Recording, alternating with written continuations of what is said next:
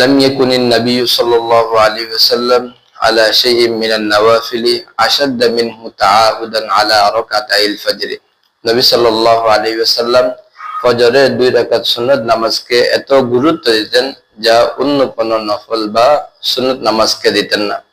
হাদিসের ভাষ্য থেকে বোঝা যায় ফজরের 2 রাকাত সুন্নাত খুবই গুরুত্বপূর্ণ। কোনো কারণে সেটা যদি ছুটে যায় তাহলে পরবর্তীতে আদায় করে নিতে হবে। এখন কথা হচ্ছে কখন আদায় করবে বা এটার উত্তম সময় কোনটি। সহিহ বুখারীর বর্ণনায় লা সালাতা বাদাল ফজরি হাত্তা তাতলু আশ-শামস, ফজরের পর সূর্য ওঠার আগ পর্যন্ত কোনো নামাজ নেই। অতএব ফজরের ছুটে যাওয়া 2 রাকাত সুন্নাত সূর্য উদয়ের পর আদায় করা সেটা হচ্ছে সর্বোত্তম। এখন আরো একটি বর্ণনা আছে যে ফজরের পর এক সাহাবী সুন্নাত আদায় করতেছেন, রাসূল তাতে নিষেধ করেননি।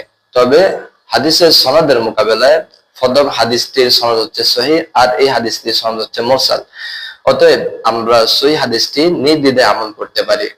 এখন কথা হচ্ছে যে কারো যদি সূর্য উদয়ের পর ছুটে যাওয়া ফজরের 2 রাকাত সুন্নাত আদায় করতে আশঙ্কা হয় যে সে আদায় করতে পারবে না, তাহলে ফজরের পর সে 2 রাকাত সুন্নাত আদায় করে নেবে, ইনশাআল্লাহ সেটি জায়েজ হবে।